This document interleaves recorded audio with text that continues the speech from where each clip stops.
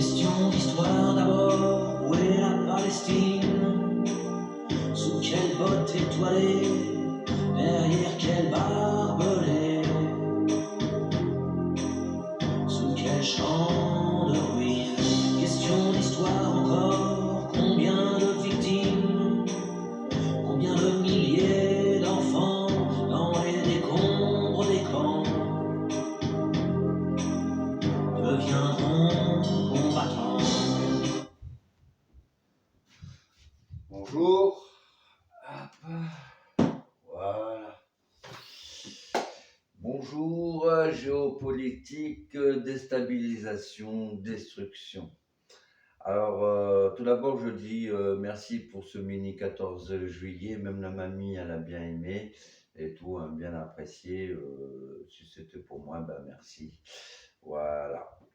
Donc, avant de commencer tout ça, je vais commencer par toi, le prêtre. Alors, tu te permets de dire et tout que si on fait des témoignages, c'est que pour soi et tout ça.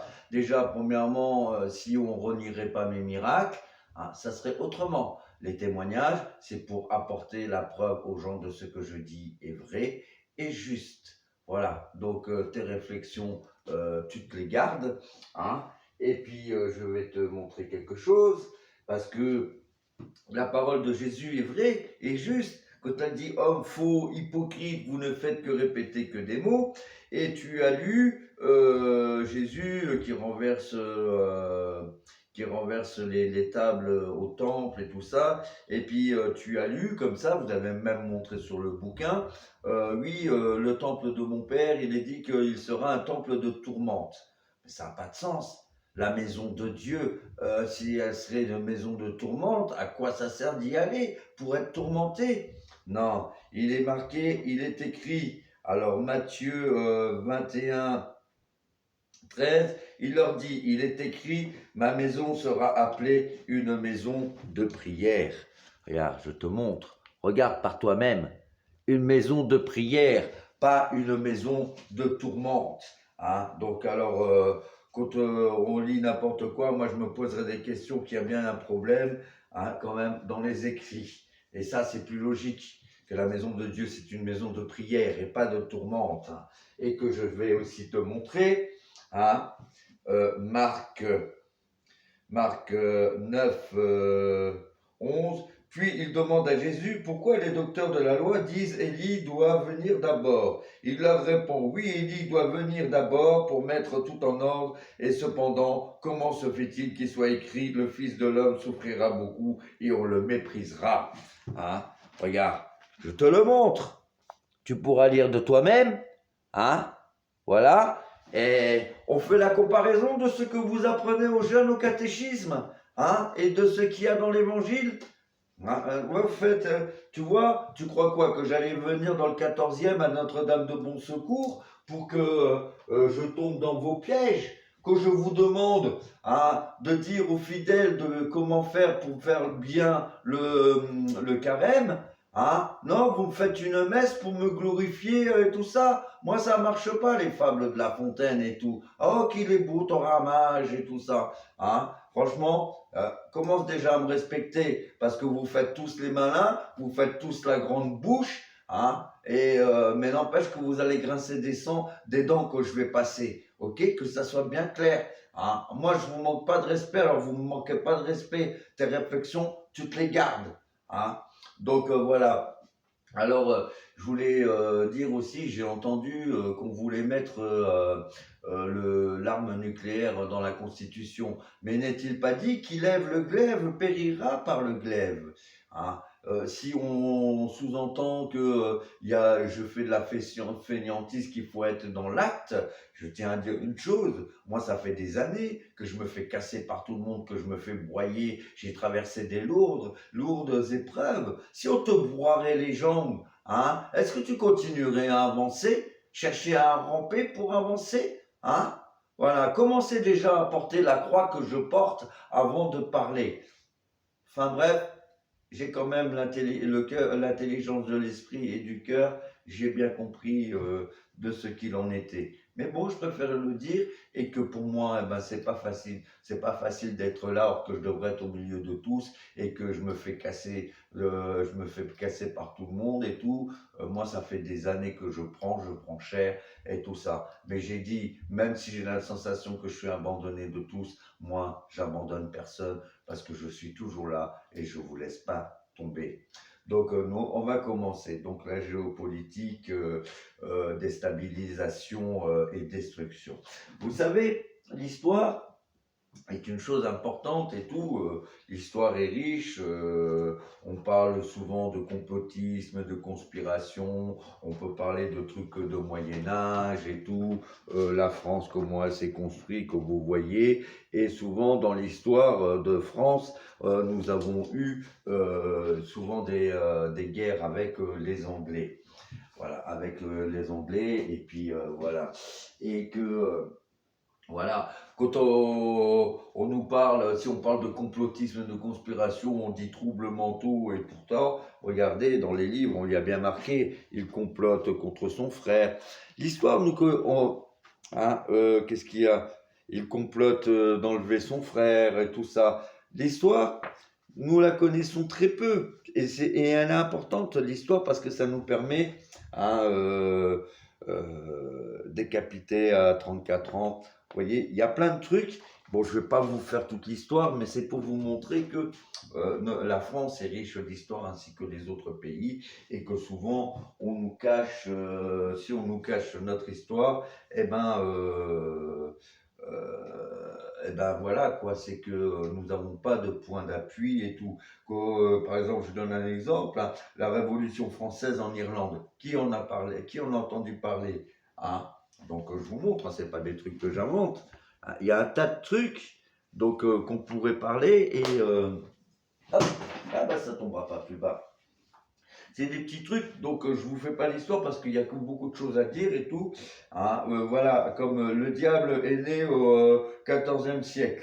Hein, mi-singe, mi-bouc, une lueur mauvaise au fond des yeux et un sourire sardonique au coin des lèvres. Satan fut longtemps une figure familière de l'Occident chrétien, fantôme inséparable de la culpabilité et de la peur. Pourtant, comme le démontre Jean Delumeau dans son livre, paru aux éditions Fayard, La peur en Occident, il semble que le malin n'ait pas toujours eu la place privilégiée qui fut la sienne pendant de longs siècles, de l'ange déchu qui était Lucifer, la créature hideuse et sanguinaire qu'on en fait les moines de la Renaissance, le chemin était long à parcourir.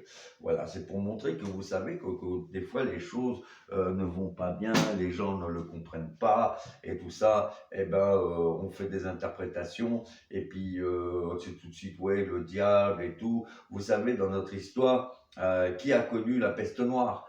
Pas connu, mais qui connaît, entendu parler de la peste noire ou de la peste blanche? Voyez, bon là il y a un truc qui passe à la télé, la peste d'après Albert Camus. C'est quand même une histoire qui se passe en Algérie. C'est très politique. Bon, j'avais vu des images, je n'ai pas regardé, ça m'intéresse pas parce que c'est peut-être une adaptation. Je préfère pas. J'ai assez à faire. Voyez, j'ai assez à faire. Et que l'histoire, eh ben, si on nous l'apprend pas. Voilà. Euh, voilà. Tu voyez, la révolution, ce qu'il faut comprendre, c'est que la révolution, en vérité, est une invasion anglaise et tout ça, qui s'est investi dans les administrations françaises et tout, pour pouvoir détrôner le roi, pour asservir la France et tout, et c'est tout. Et tout ça, c'est dans les livres. Hein. Et voilà. Et un truc que j'ai relevé, c'est scandale qui ouvrir le débat. Brûlé vif un jeune homme coupable d'avoir insulté un crucifix, supplié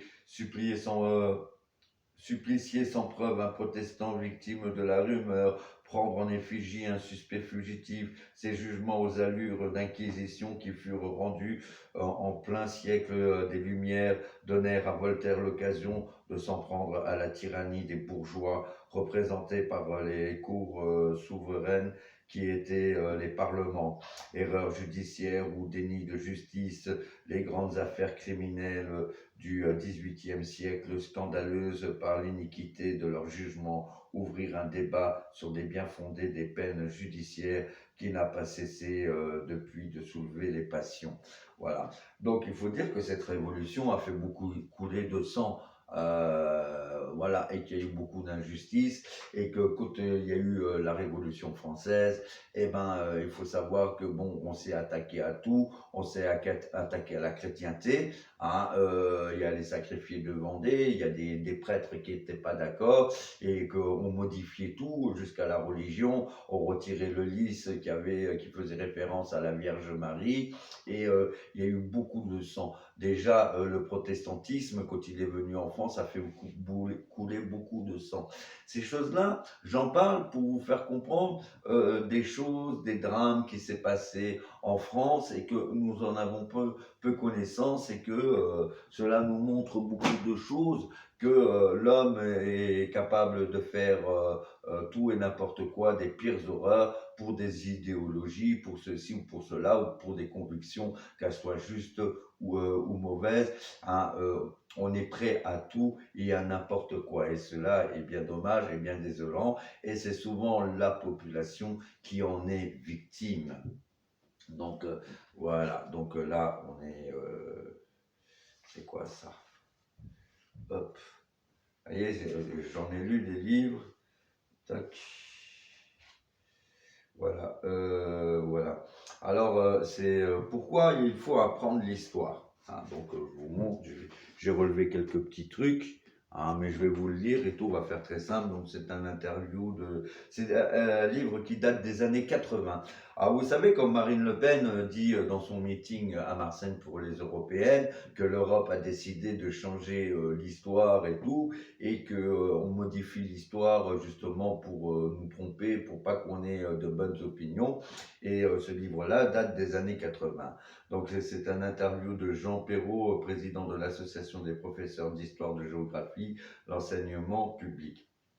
Alors c'est des passages que j'ai relevés pour vous montrer. Serons-nous les derniers à vouloir reconnaître notre passé, les derniers à interroger sur les événements vrais qui ont eu l'homme pour acteur, les derniers à posséder une mémoire collective consciente, les derniers à apprendre l'histoire?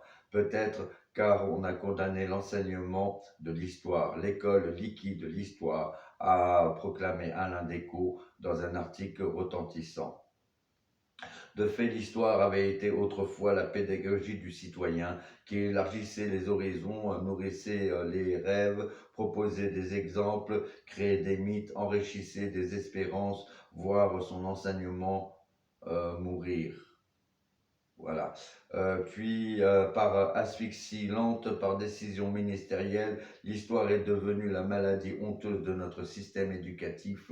Le mot a disparu des instructions élémentaires concernant l'école élémentaire. Aussi sommes-nous reconnaissants à Jean Perrault d'avoir bien voulu ouvrir cette rubrique, cette association septuagénaire, même depuis 1977, sous la direction de son président, un combat exemplaire, non seulement pour lutter contre le délabrement d'un enseignement laissé à l'abandon, pour affirmer le rôle primordial de l'histoire, de la géographie, dans la formation des esprits et des caractères des citoyens de demain. Voilà.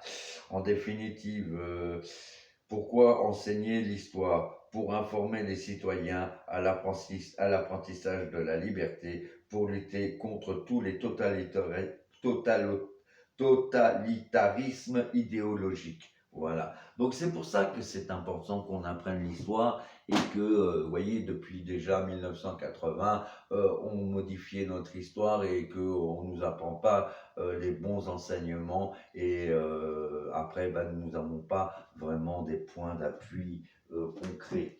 Et là, nous avons un exemple. Donc, est-ce que vous connaissez, par exemple, Louis Adolphe Thiers, hein? Marie-Aide Patrice de Maurice, hein, MacMahon, Jules Grévy, voilà, Sadi Carnot, Jean-Paul Pierre Perret, dit Casimir Perrier, ça vous dit rien? Félix Faure, Émile Loubet, Armand Fallière, Raymond Poincaré, Paul Deschanel, Alexandre Millerand. Vous ne connaissez pas ces noms-là? Gaston Dumergue, Paul Doumer, Albert Lebrun, Vincent Auriol, René Coty. Alors, il y en a d'autres, je ne dis pas. Alors, ça vous dit rien? Eh bien, c'était des présidents de la République de 1848 à 1980. Donc, bien sûr, je ne vous ai pas parlé de Gaulle, Pompidou ou Giscard d'Estaing parce que vous aurez deviné et il y a quelques noms qui auraient dû vous parler. Voilà, c'est pour vous montrer que, vous voyez, les Américains, eux, ils connaissent le nom de leur président. Nous, est-ce qu'on connaît le nom de tous les présidents qu'on a eus? Non. Donc, il y en a beaucoup, il y en a qui étaient industriels, beaucoup ont été des missionnaires, et il y en a aussi, comment dire ça, il y en a un aussi, on l'appelait le fou et tout ça. Et il y a eu beaucoup d'histoires, de conflits, et que vous voyez, il y a eu la Première République, la Deuxième, on a la Cinquième République, quand bien même que la Cinquième République, c'est la centralisation, et que là, on est sous la décentralisation, normalement, comme c'est différent, devrait être dans une Sixième République et tout ça. Donc, ces choses-là, elles sont importantes. Il est important qu'on connaisse notre histoire pour qu'on ait des points d'appui et que si on ne nous apprend rien, qu'on nous fausse tout, qu'on nous met des mensonges et tout ça, hein, eh ben, nous n'avons pas de point d'appui, nous ne savons pas ce qui se passe, nous ne savons pas ce qu'il advient de nous, et on nous raconte du tout et n'importe quoi, et on nous ment et tout ça, et que voilà, quand vous voyez la Révolution française qui s'est attaquée quand même au catholicisme, et qui ont tout fait pour modifier quand même la religion, comparez ce que les prêtres vous disent à l'église et prenez le livre des 4 évangiles, ne serait-ce que les 4 évangiles, hein, sans passer par la Bible et tout ça, mais rien que les 4 évangiles disaient ah, il y a un problème parce qu'on ne nous apprend pas vraiment les bons enseignements et que voilà. Après, tous les prêtres ne sont pas mauvais, il y a des bons prêtres et tout, mais voilà, et il y a cette fausseté qui s'est installée pour tromper, pour duper les gens et que la religion, c'est quand même nos valeurs fondamentaux et que on peut se fier à la religion. Bien sûr, on l'apprend, on la détourne et tout ça. Donc, je vais vous parler de trucs. Hop.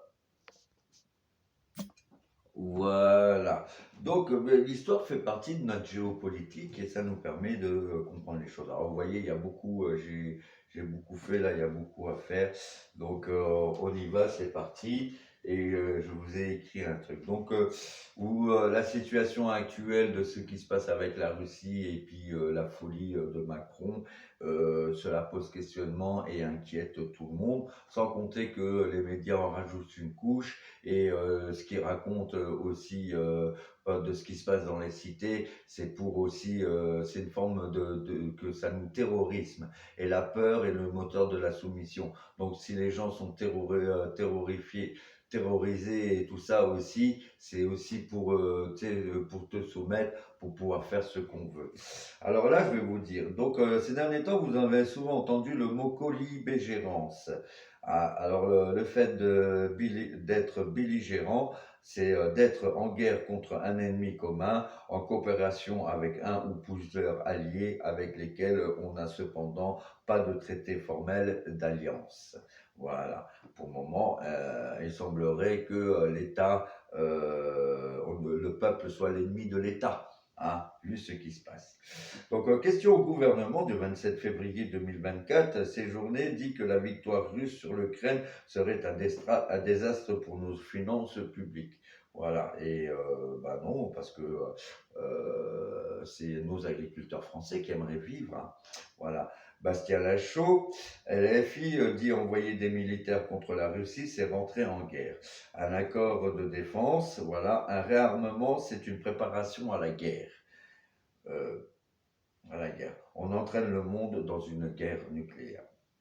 Anna Pic, socialiste, dit 10 milliards de casse des services publics, santé, éducation, 2 milliards sur l'écologie, 700 millions de moins sur l'éducation. On s'oppose à des taxes super profits. Comment faire plus avec moins? La réponse, on fait plus en prenant plus pour de moins en moins. Pourtant, X se fait plus et on a moins. Ah, pourtant, bah, je sais, j'avais mis quelque chose, je ne sais plus pourquoi. Vous savez, j'ai écrit beaucoup. Ah, pourtant, bah, voilà quoi, le gouvernement il prend de plus en plus et on a de moins en moins. Donc, l'équation n'est pas bonne. Agnès Pannier-Runacher, à cause de Poutine que les gens n'arrivent pas à vivre de leur travail. Voilà. Ah bon, c'est à cause de Poutine qu'on n'arrive pas à vivre de notre travail. Vous voyez quand même les arguments que ces gens ont, quoi. C'est vraiment du grand n'importe quoi. Philippe Gosselin, les Républicains, commandait des pièces pour les centrales nucléaires à Amazon pour 860 millions. Alors, à savoir, Amazon est devenu plus riche que Elon Musk. Voilà. Les pièces pour les centrales nucléaires relèvent du secret de l'industrie. Voilà. À savoir que sur les centrales, il y a la DST afin de protéger la sécurité et autres. Normalement, on n'a pas le droit de travailler sur une centrale si on a un casier judiciaire et ou avoir eu une condamnation. Cela est déjà transgressé depuis longtemps. Les pièces du nucléaire pour la maintenance relèvent du secret de l'industrie et on donne ces secrets à l'Amérique qui se sert de ces données. De plus, on leur donne de l'argent aux frais du contribuable. Cela est une haute trahison à la nation, de l'intelligence avec l'ennemi, et ce n'est pas Poutine, hein, et ce n'est pas Poutine pour ses faits. C'est vrai, hein, le nucléaire, ça appartient à la France. On a mis ça en place et tout pour qu'on ait notre indépendance énergétique. Et regardez, et donner ça à Amazon. Vous voyez, c'est que on est vraiment en train de détruire la France, hein, et que c'est volontaire. Et ces gens-là, c'est une haute trahison à la nation. Hein. On donne des secrets d'industrie française aux étrangers et encore on les paye avec l'argent du contribuable, hein, pour qu'ils nous veulent ce secret d'industrie. Et c'est vraiment du racket. Question au gouvernement, le Sénat du 28 février 2024. Jean-François Husson, les Républicains, interroge sur les 10 milliards d'économies. Attal parle d'un ralentissement économique, ajouter des dépenses, prime rénov'. C'est pour ça que l'école de Cachan n'est pas rénovée. Hein. Voilà, parce que vous voyez, je suis assurance chômage, suppression de l'ASS. Écoutez bien, à savoir que le passage à la retraite à 64 ans, c'est car pas assez de cotisations et rapporte 4 milliards au patronat. À savoir que l'ASS donne des cotisations pour la retraite, donc on supprime ces cotisations. À quand la retraite à 70 ans? Alors, hein, les personnes à l'ASS représentent 200 000 personnes environ qui passeront au RSA. On va imposer 15 heures de travail par semaine où il n'y aura pas aucune cotisation pour l'État. L'esclavagisme au profit du patronat tout en ruinant le pays qui ne touche plus un sou, même pas pour la retraite. C'est vrai, la SS met des cotisations pour la retraite. On supprime la SS, on supprime des cotisations pour la retraite. Voyez, hein, l'arnaque, hein, on dépouille la nation. Nicole Belloupé dit que les priorités pour l'école, le système éducatif et le bien-être. Laïcité, choc des savoirs. Pourtant, 8000 postes d'enseignants supprimés. L'école de Cachan, vétuste et l'amiante, c'est bien, c'est le bien-être des élèves. Voilà, hein, l'école de Cachan. C'est ça le choc des savoirs, l'humiliation des élèves. Un État anxionne qui veut dire une vérité évidente, le tout est plus grand que la partie. Mais la vérité, c'est que les membres de l'État ne sont des axolotls, hein, des larves bactériennes qui portent atteinte à la nation et son peuple. Il y a tant à dire, et c'est sans cesse, sans fin. On cherche 10 milliards d'économies et on refuse de taxer les plus riches. Lors de l'inflation, on nous dit que l'essence est à prix coûtant, hein, qu'il ne gagne rien, et Total déclare des bénéfices records du jamais vu 22 milliards. Voyez comme on se moque de nous. On cherche 10 milliards et les 10 milliards de l'émir du Qatar a donné. C'est pourquoi pas un mot. Et on cherche toujours 10 milliards. Pendant François Hollande, on a proposé une taxe de 1% sur la vente des œuvres d'art, hein, ce qui rapporterait 1 milliard. Cela a été refusé. Et on apprend que l'ancien directeur du musée du Louvre est inculpé de blanchiment d'argent et de trafic d'art. On vole, on escroque la nation, le peuple, on dépouille les œuvres d'art. Et si on se fait attraper, on étouffe l'histoire avec la complicité des élus et de la justice. Le peuple, en colère de toutes ces incohérences, jette son mépris sur les forces de l'ordre qui ne peuvent pas faire leur travail honnêtement sous peine de représailles des élites et des institutions corrompues. Écoutez bien, messieurs de la police, car ce qui vient concerne tout le peuple, ainsi que vos familles, vos enfants. Écoutez bien les francs-maçons. Un gourou a des serviteurs et des fidèles. Quand le gourou décide de partir avec ses richesses, les fidèles meurent et les serviteurs aussi. Il ne reste plus que le gourou. Au journal télévisé, on explique qu'une bombe nucléaire sur l'Élysée toucherait qu'un quartier, voire peut-être jusqu'à la Tour Eiffel, mais pas plus. Voici la réalité. Une bombe de 20 kilotonnes touche 8 km², ce qui fait un peu de moins de 3 km de diamètre à partir du point zéro. Pour calculer les mètres carrés, c'est côté fois côté. Pour une bombe de 10 mégatonnes, touche 400 km², soit 20 km de rayon à partir du point zéro. Pour cette bombe, les radiations s'étendent à 20 000 km², ce qui fait à peu près 142 km de rayon. La France fait 500 à 600 km². Il faudrait environ 20 à 50 bombes à fusion pour détruire la France, dû au relief qui protège un peu.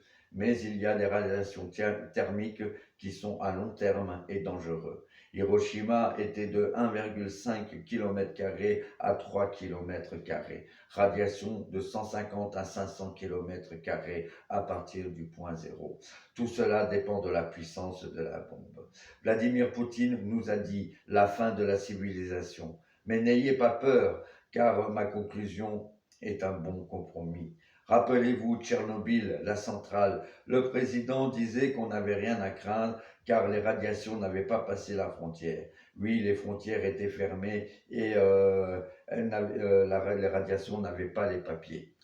Je plaisante, mais ce n'est pas marrant, car en France, certains ont reçu des radiations et ils ont eu des cancers et des problèmes de thyroïde. Voilà pourquoi, depuis, ceux qui vivent près des centrales, on fournit des pilules pour la thyroïde. Les pilules saturent la thyroïde pour ne pas être touchées. À savoir, de façon générale, les poissons dans l'eau ne prennent pas la radioactivité.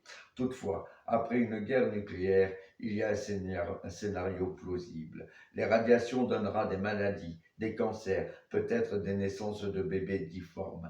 L'inscription de l'IVG dans la Constitution deviendra une obligation, tout en rappelant pendant les manifestations des Gilets jaunes, la loi bioéthique a été votée. On a retiré toutes les lois qui protègent l'ovule, l'eugénisme est en marche. Je vous rappelle les propos de Jacques Attali, on pourra acheter des enfants. Là, ce matin, le ministre Maillard a dit que ce n'était pas à l'ordre du jour la liberté de conscience, cela veut dire que ça deviendra obligatoire, en parlant que on inscrit l'IVG dans la Constitution et que les docteurs ont la liberté de conscience d'accepter ou de refuser de faire ou de ne pas faire l'IVG. Voilà. Et le fait de dire que c'est pas à l'ordre du jour, normalement, il aurait dû dire non. Mais dire que ce n'est pas à l'ordre du jour, ça veut dire que ça viendra. Vous voyez, et ça sera une obligation. Donc voilà, et nous savons bien que ils se foutent bien de nous. Ces gens qui nous gouvernent, c'est tout pour le fric. Encore un futur commerce florissant. Ces propos appuient les paroles de Jésus. Malheur à la femme qui enfantera. Ce qui interroge et qui est inquiétant, à mon annonce, j'ai parlé d'épidémie. Et il y a eu quoi après? Une épidémie. Dans les prophéties, on disait que l'Antéchrist brûlera la cathédrale de Paris. Et la cathédrale a brûlé le jour où l'Emmanuel devait prendre la parole pour se justifier devant le peuple. Dans les prophéties, on disait que Montmartre sera en feu. Montmartre est à combien de kilomètres de l'Élysée, qui est le point zéro? Interrogez-vous, interrogez-vous. Et quand on voit Emmanuel Macron à faire le tour des pays, à inciter à faire la guerre en Ukraine contre Poutine, cela démontre qu'il veut sa troisième guerre mondiale en disant à tous, ne soyez pas lâches. Voilà pourquoi les ministres rabotent tout sur les finances. Le gourou prépare sa fuite avec notre argent et prémédite notre mort. La Révolution française est une invasion anglaise. On donne tout aux Américains et on glorifie les Juifs. Mais à qui profite la guerre? En avril 2023, un objectif de dronisation des forces lors de la présentation au Conseil des ministres de la loi programmation militaire pour 2024-2030, parmi les 413 milliards d'euros annoncés, 1,5 milliard était prévu uniquement pour les drones. 2000 drones, une partie pour déployer un arsenal policier sur le territoire national. Qui prépare la guerre sème la misère. L'escalade de la militarisation se fait à l'échelle européenne, un nombre record. 18 pays sur 31, l'objectif de 2% du PIB. L'Union européenne prévoit 140 milliards qui vont s'ajouter aux 200 à 300 milliards de dépenses militaires. Les 10 milliards de coupes budgétaires que Macron cherche est pour le réarmement. On nous annonce qu'Emmanuel Macron vient de commander 2000 drones kamikazes, 100 pour l'Ukraine pour cet été. Le drone à l'unité coûte 200 000 euros, non, 20 000 euros, soit une facture de 40 millions d'euros. Les drones sont commandés à la société Delair Tech, créée en 2011 à Lubège, Toulouse.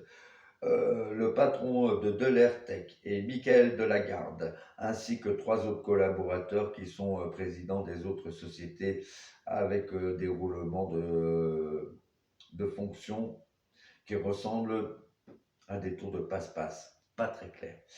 Voilà. Michael Delagarde a travaillé à l'industrie pétrolière de Total. Il est ingénieur polytechnicien. Il a travaillé en collaboration avec Stampede, un partenaire américain.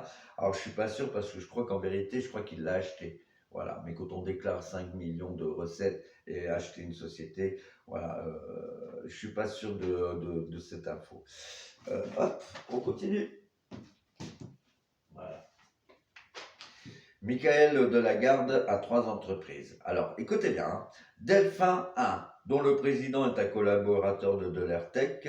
Delphin 1, société de services financiers qui ne comprend pas les assurances et les caisses de retraite, 0 salarié pour un résultat net de moins 75 euros, déficit. Il y a Delphin 2, société de services financiers qui ne comprend pas les assurances et les caisses de retraite. Le président est un autre collaborateur de Delair Tech. Delphin 2 à 0 salariés pour un résultat net de moins 368 euros, déficit. Michael Delagarde est le patron de Alteia, société de développement d'intelligence artificielle.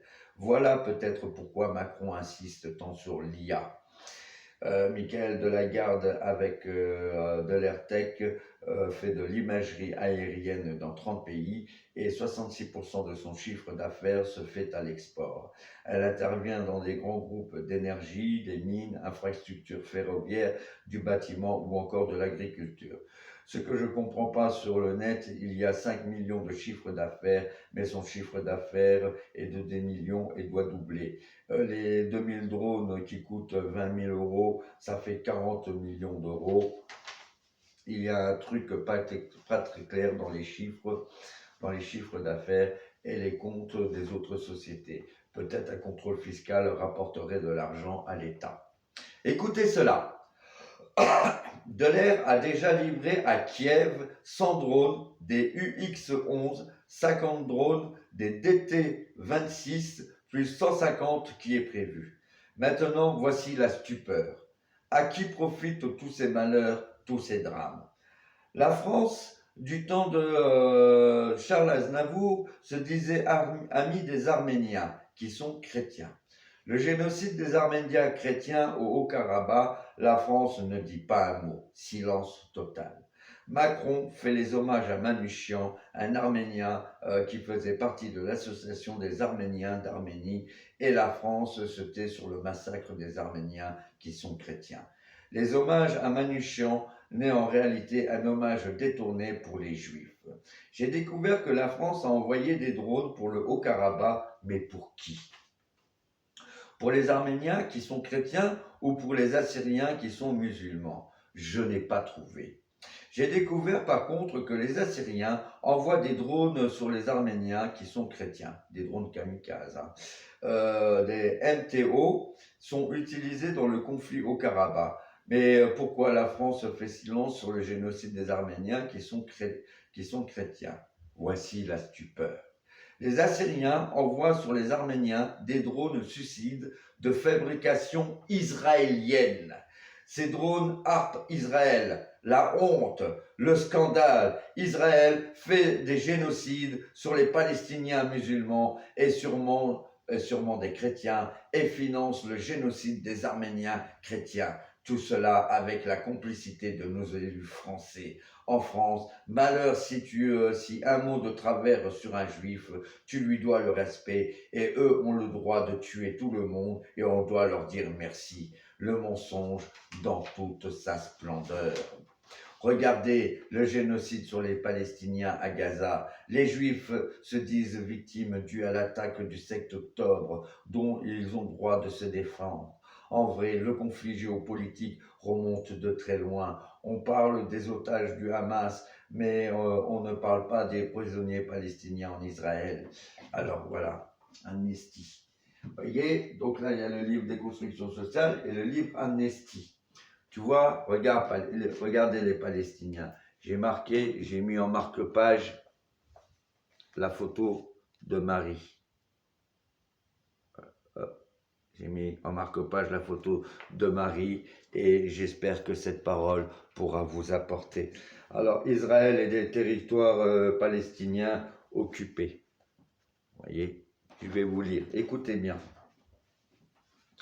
Donc, État Israël, chef de l'État Ravev. Donc, ça date de 2014. Hein. Écoutez, remplacé par Shimon Peres en juillet, chef du gouvernement Benjamin Netanyahou. Les forces israéliennes se sont rendues coupables de crimes de guerre et de violations de droits humains durant une offensive militaire de 50 jours dans la bande de Gaza, qui a fait plus de 1500 morts, dont 539 enfants, et des milliers de blessés parmi les civils. Elle a également provoqué d'importants déplacements de la population et des destructions de biens de caractère civil et de services vitaux. Israël a maintenu son blocus aérien, maritime, terrestre et terrestre de la bande de Gaza, punissant de façon collective ces quelques 1,8 million d'habitants et accentuant la crise humanitaire. En Cisjordanie, les forces israéliennes ont tué illégalement des manifestants palestiniens, dont des enfants, et ont maintenu diverses restrictions oppressives de la liberté de mouvement des Palestiniens, tout en continuant de promouvoir les colonies illégales et en permettant aux colons israéliens d'attraper d'attaquer des Palestiniens et de détruire leurs biens en toute impunité ou presque.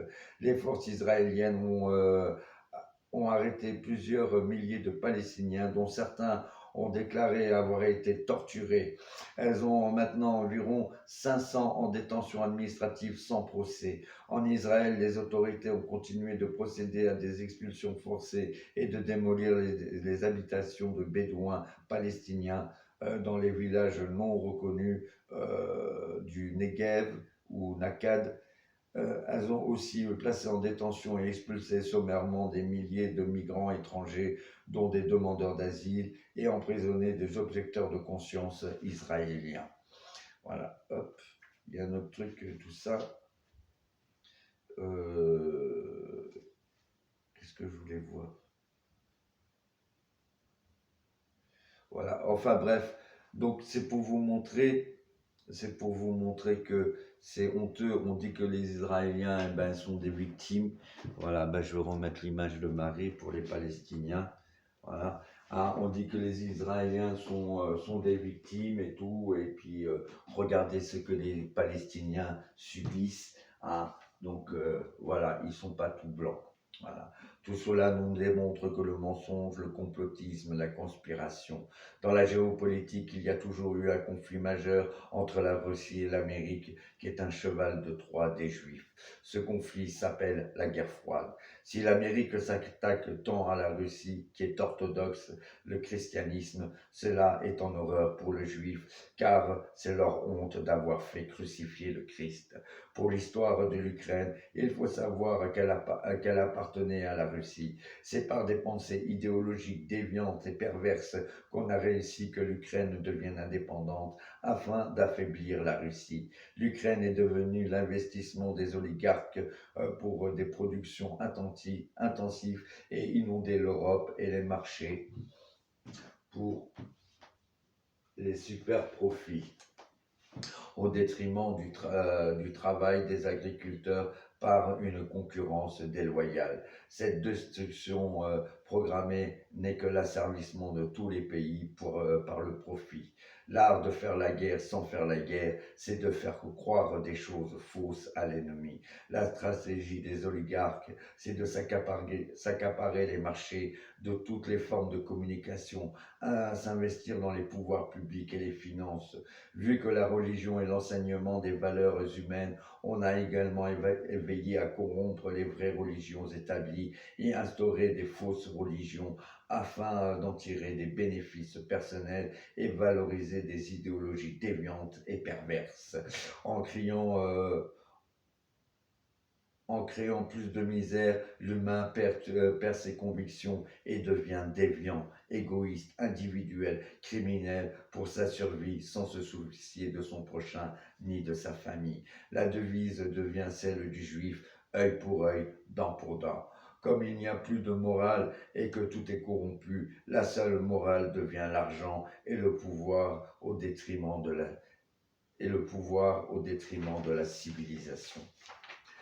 Cette misère qui semble un point de non-retour sert les oligarques qui deviennent les maîtres de tout. Victor Hugo a dit « Détruire la misère ». Oui, cela est possible. Les législateurs et les gouvernants doivent y songer sans cesse, car en pareille matière, tant que le possible n'est pas fait, le devoir n'est pas accompli. Mais comment un devoir peut être rempli quand les élus politiques et nos instances de l'ordre et de la justice sont corrompus par la secte de la franc-maçonnerie? Quant aux autres élus se soumettent de peur de représailles ou d'opprobre sur des fausses allégations.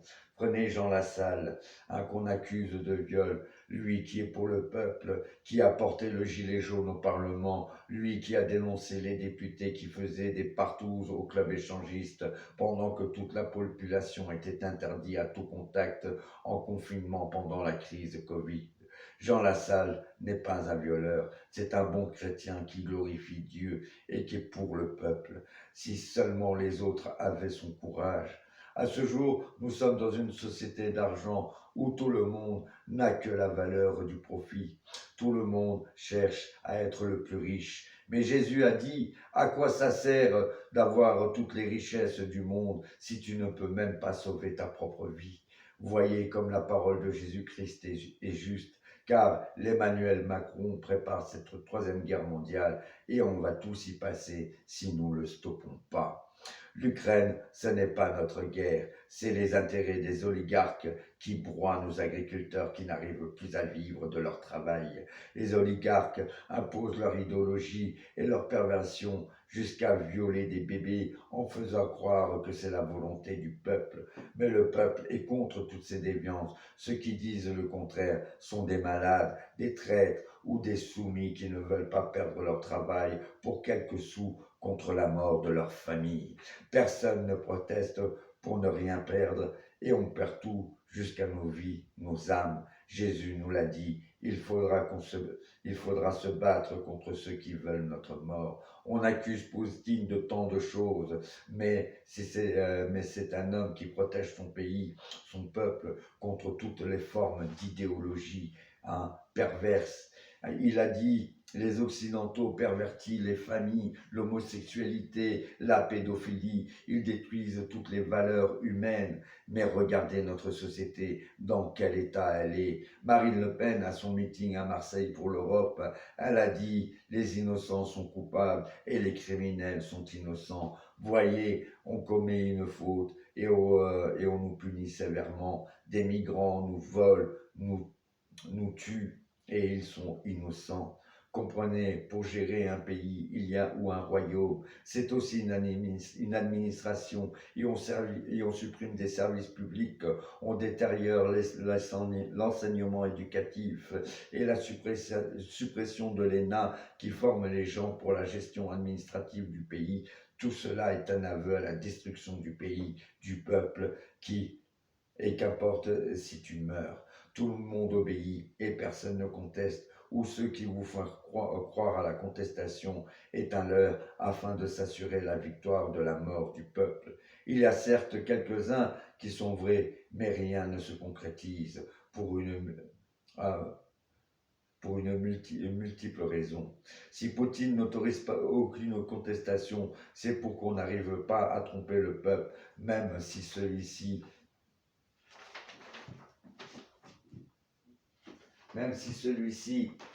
ne comprend pas les enjeux, les secrets des rois ne sont pas ceux de leurs sujets. Voyez, Macron reproche à Poutine d'avoir fait assassiner Navalny, mais Emmanuel Macron a bien fait assassiner Ivan Colonna en prison à la demande des Corses, car il était un symbole fort de la contestation corse. Pourtant, Ivan Colonna revendiquait son innocence quand qu'il n'avait pas tué le préfet Irignac. Tout cela est de la politique et des arrangements. Voyez, on fait les honneurs à Badater. Pourtant, quand il était avocat, il y avait l'affaire Griveaux. 2 hommes en prison ont tué un docteur et une infirmière, une maman de 2 enfants. Ils l'ont éventré. Badater s'opposait à la peine de mort. L'histoire nous rappelle les choses et nous permet de nous faire des opinions. Voyez, comme la drogue, on s'acharne sur les vendeurs de cannabis, même si ce n'est pas bien. Le cannabis fait penser, fait réfléchir. Par contre, toutes les drogues qui détruisent l'homme, comme la cocaïne, l'héroïne, le crack, les extasies, la MD et tant d'autres, il y a une forme d'omerta. On préfère s'acharner sur le cannabis. Nous sommes dans une société où tout est fait pour diviser l'homme, le détruire, créer plus de misère. Comme ça, qu'on se préoccupe pas des vrais problèmes et les élites font ce qu'ils veulent. Les médias nous disent plein de mensonges sur la Russie et Poutine. Ils suivent les directives afin de ne pas perdre leur travail, mais dans la finalité, on perdra tous la vie. Ce qui est inquiétant, le ministre de l'Intérieur, Gérard Collomb, à sa démission, nous a averti que Emmanuel Macron avait l'intention de nous nuire. Ce qui interroge, c'est que le ministre de l'Intérieur, Gérald Darmanin, a dit « Après les JO, ça sera fini pour lui ». Qu'est-ce que cela sous-entend? A-t-il voulu avertir le peuple de ce qui nous attend? Mais le plus alarmant, ce matin du 7 mars 2024, Emmanuel Macron a convoqué tous les présidents du parti politique pour parler d'envoyer des troupes au sol en Ukraine.